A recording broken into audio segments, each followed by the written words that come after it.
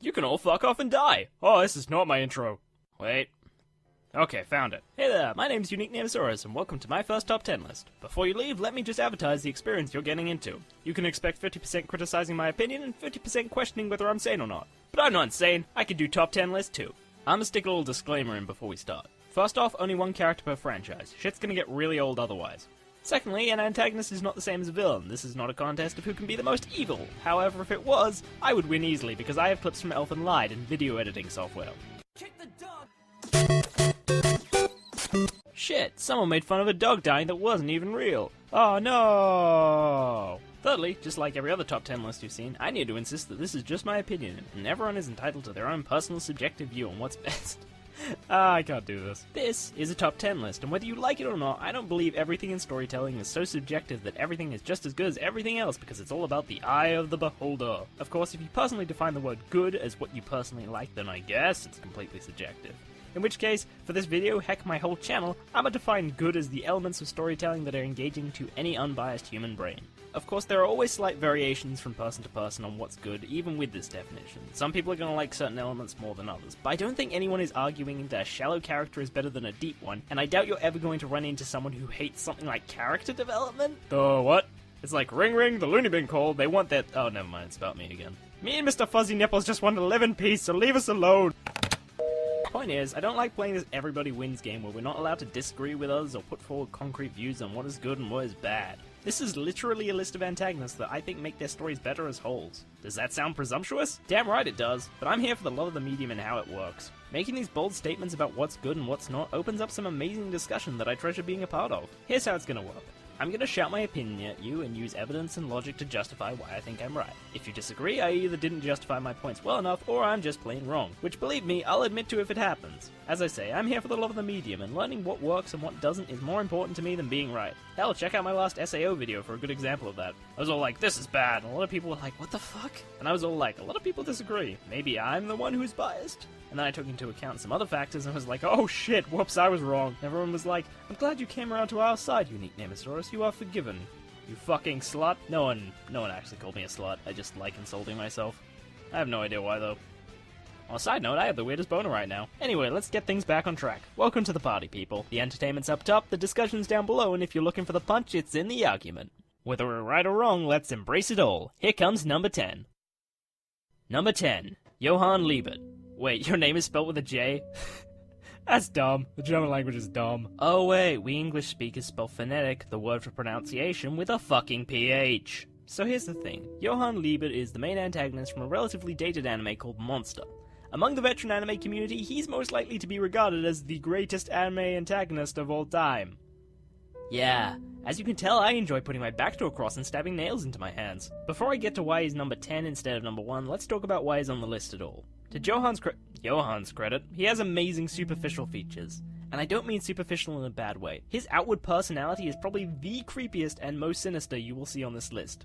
He has a completely calm and innocent demeanor which contrasts everything evil he says and does. If you're familiar with the concept of the uncanny valley, then you'll know this guy hits that nail on the head. To add more to the chaotic brew, Johann— oh fuck this, I'm spelling it with a Y. As I was saying, to add to everything, Johann is intimidating. His manipulative nature and his presence in the plot make him an antagonist that's so significant, powerful, and dominating that he's almost terrifying. The issue with Johann, however, is his depth. Throughout the entirety of Monster, Johann's reasoning, his psychology, his motives, his plans, and just what he was thinking is really unclear and convoluted. For instance, his ultimate goal is never really made clear between kill everyone or something and something else called the ultimate suicide. Even then, though, he makes a lot of actions which straight up contradict his supposed end goal. You can't have your cake and eat it, Johann. Actually, no, you totally could. Who the fuck popularizes these fucking expressions? Stop sucking sliced bread's dick, it's not even that great! There are a lot of instances where I think I could have appreciated his character, and because of that the plot as a whole, if I just understood at the very least the basics of his character. For the record, a lot of the stuff with his backstory makes sense, and I understand what made him the character he is in the present, but the actions he makes as he moves around the plot tend to be very weird and confusing. A lot of the time I just wasn't clear on what he was doing or why.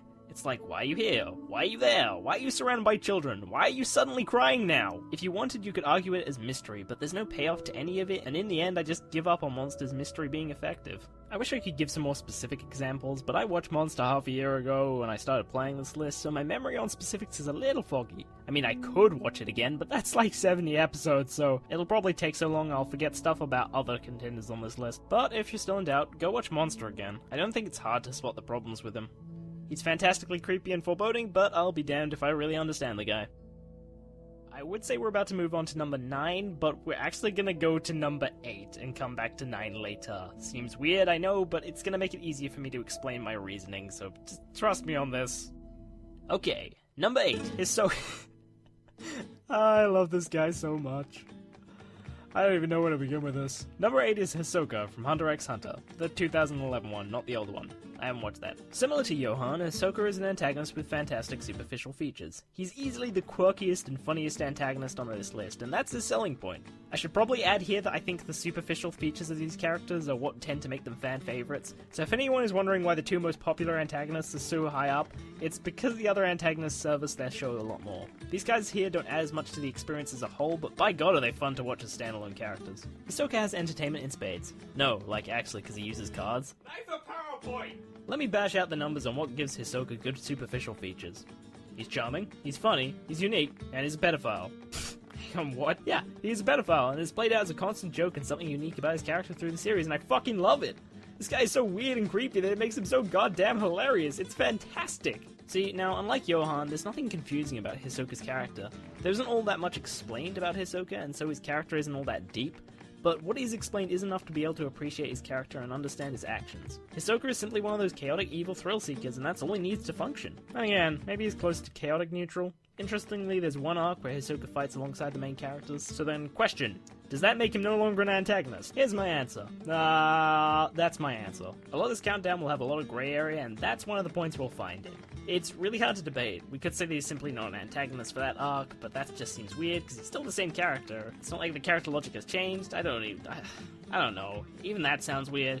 Anyway, I'm just going to keep it simple and call him an antagonist through and through because he spends more time hindering the protagonist than helping him. Also, there's one other thing that makes Hisoka stand out. Hisoka has an element that I've never seen on another villain, and I've only ever seen once in another antagonist, who coincidentally is coming up next. That element is what I call humanizing, and it's basically consistent of characters disregarding the tense plot scenario and just being how they would be as a normal human being. Laughing, playing, and joking around, all great ways to achieve that. All the time do you see Hisoka breaking away from business to have a normal conversation or joke about something, and it adds so much more feeling to his character. Unlike so many other antagonists, Hisoka feels much more alive and real. Granted, most of the human side is shown in the Greed Island arc, the arc where he works partially by the protagonist's sides. Humanizing is something that's almost essential with protagonists, but no one does it with antagonists, and it's a shame because no matter what, all characters can profit from more feeling. And yes, I did use the word feeling to describe Hisoka. Father, get your mind out of the gutter. There's only room for one of us. Okay, now just before we move on, let me help out those of you who don't understand my point. Look, I can summarize Hisoka in a single word. Swing! Alright, I've had my say. Comment section's all yours, guys. Hope you're ready for number 7, though. Actually, tell you what, if someone guesses number 7, before I release the video, I'll reply to you and tell you you're right. The reason I say this, though, is because the next character is so ridiculously far out of left field that I know no one is gonna get it. Hey, I'll even give you a clue. The antagonist is easily the youngest on the list and is also the most innocent. Question, is getting you to guess the next antagonist a ploy to increase comment participation, thereby increasing the popularity of the video? My answer. God, why do I interrogate myself like this? Look, I'd be lying if I said I didn't think of that while scripting this, but it's close to, hey, that's an added bonus, rather than that being the sole reason for its creation. That's, it's not really much better, but hey, at least I'm honest about it. What can I say? I like the idea of the channel growing, so I'm gonna do what marketing I can. In return, though, I promise to always level with you guys and be honest about everything. It's ironic, because being honest with your consumer is actually a PR technique, so my honesty is actually still dishonest. Oh yeah, while we're on the topic of marketing, if you honestly like the video, remember to like. A lot of people move on without doing anything, but if I can get everyone who passes through here to do something, like, the difference would be hilariously enormous. I really want to see that. I mean, I'm the creator, so obviously, but hey, you get the satisfaction out of it too. You get the immense satisfaction of making someone's day through a pure act of kindness. It will satisfy your body and soul. Too much bullshit. I'll be honest, you don't really get anything for liking the video. It's just a favor if you feel kind enough to do so. But I will appreciate it and be immensely thankful. That's about all I can offer. So yeah, thanks. To number 8. I'll try to get part 2 out in the next 2 weeks. but I can't promise anything. Until then, though, catch you later.